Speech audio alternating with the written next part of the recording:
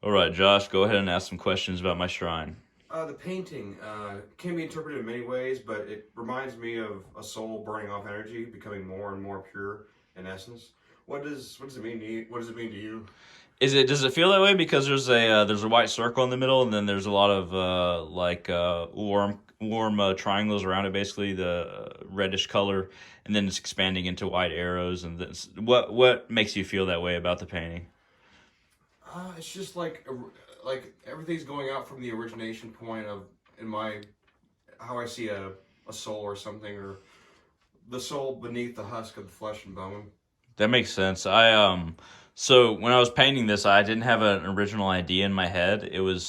I've come to call this piece the Eye of God, but in my understanding, it's a little bit different than you might think. It's really the eye of manifestation of energy in the original source. Hmm. So that's kind of what I kind of originally it was all my subconscious making this painting this, and then afterwards I started to try and figure out why my subconscious wanted to create this. So I would refer to it as the eye of God, and you're not far off the mark actually. But what's the next question? Why did you choose the pillar of power to be black? Because black very much has to do with earth. It has to do with all colors. It has to do with incorporating all pieces. And since this is a pillar of power, I would the necessity of it is to incorporate everything as much as you can to accumulate the power in a single pillar.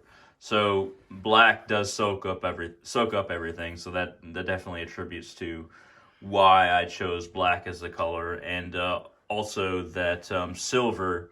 I've always loved silver, and of course I've made a little bit of blood offering on this, but my own blood.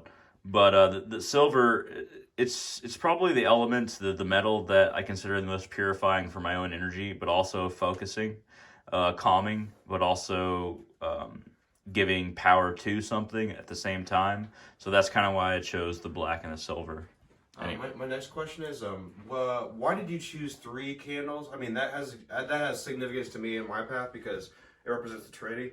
But what does it represent? What is it kind of signifying to you and on your path? So the three candles usually I think of it as like three candles function as the rotation of movement of spiritual energy. There's 3 points that are necessary to make it a complete unit, a complete circle. If you have four candles and it's more of a square, but three both implies motion and also ascension. If if the middle candle is thought to be the top of an arrow rather than the bottom. So that's usually why I choose three candles. Okay, I got you. Huh. Okay, so I wanted to ask, well, why did you choose to have two incense holders to burn incense on this shrine in particular? Because the instance holders are basically pointing to a singular focus point, which is the eye of God here, and also manifesting and pointing the pillar of power that I've created. So really, usually the best combination that I've figured out as far as focusing two incense holders is one would burn either frankincense or dragon's blood incense, and then the other is not would be a Nag Champa. And if you burn those together, there's a focal point that is enhanced by those particular incense in this particular shrine slash altar setting. But really, it's more of a personal choice and something that always has to be directing the focus. It's very important to realize that you don't really need them pointed this direction, but I found that when I point these two incense holders this direction and also use those incense, then it becomes very potent. I also wanted to ask, what intention did you put into the spiritual armband? Do you mind describing some of the symbolism? So when it comes to this spiritual armband and bracelet, I created it out of old talismans and also some other materials that were never talismans. So the skull bracelet, it was originally a talisman of the warrior, and I inscribed Taiwaz, the Elder Futhark rune for the warrior, upon its forehead, And of course, later on, I anointed it in blood when I fashioned all this together. The Iron Cross was also a symbol of protection. On the back of that piece, there are runes of protection in a certain sequence that will provide that. Then the other part of the bracelet, that is actually half of a bracelet that my mother owned that had my mother and father's initials on it, and like had a little bit of a dedication. And then I had sawed off that half of the bracelet, and then to cover up the wiring circuitry, if you will, I used the other half of the skull bracelet to cover that up and fasten it, and then put that Iron Cross pendant on the front. The silver bullets they seem to be solid silver, are in addition to the defense intention behind this piece. So it's artistic, but also functional as far as the extension of power and the blessing of protection. And if anyone's ever watched Witcher, they know that silver works on monsters. Silver definitely works on monsters for sure. Sorry. Next question. What is the yellow felt bag, and what is that on top of it? So this yellow felt bag, it actually contains my my obsidian mirror. It's a solid piece. Nice. It's a solid piece of obsidian that actually costs less than people would think.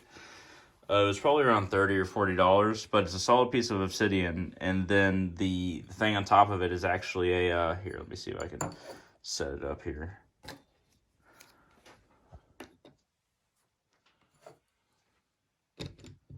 So basically, you can use this for scrying. You can use it to empower a spell in a graveyard. You can use it to attune yourself to your shadow self. There's a lot of ways you can use a black mirror, an obsidian mirror. I usually use it to reflect and transfer power that I guide towards a source and then bounce it back into a source like this pillar of power here. But yeah, that's definitely a solid piece of obsidian. That's an obsidian mirror.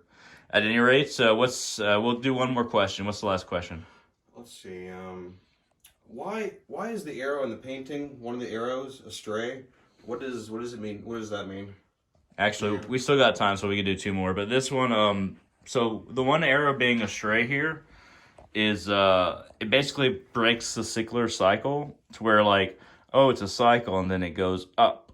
So it kind of like it infers or propagates the idea that the circular nature of energy, of consciousness, of realization does go in a cycle, but it also hints at a higher form, a higher realization. It's basically a reference to something like a slinky of consciousness, to where when it's extended, it can still loop and loop and loop up, so that it suggests higher realization rather than a singular circular form that represents the continuation of the same consciousness.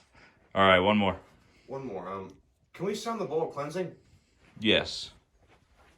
Yeah. Did you have a question about the? Yeah, dude. Not about the bowl, but if you want to explain, I guess.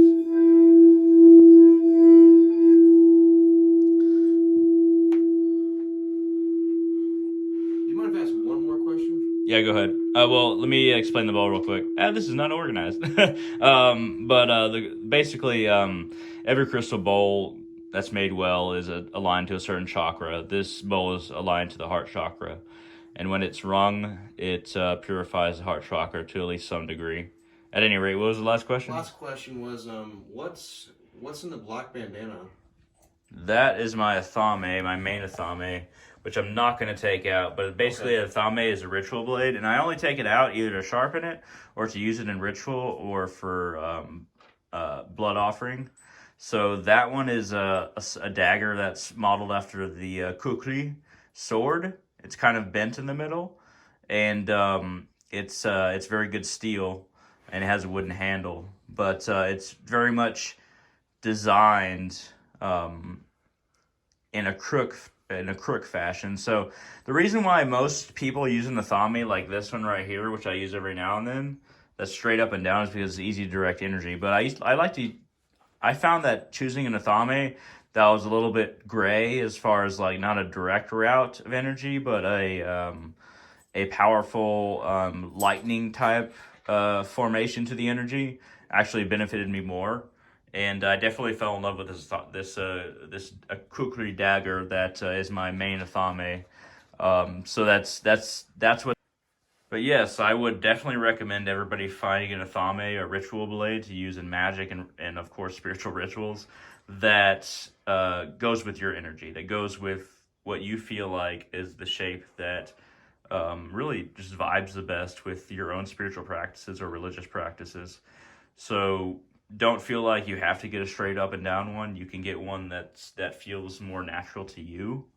At any rate, thank you very much, Josh, for asking these questions. Thanks for the opportunity. And I hope to see all of you on the channel in the future.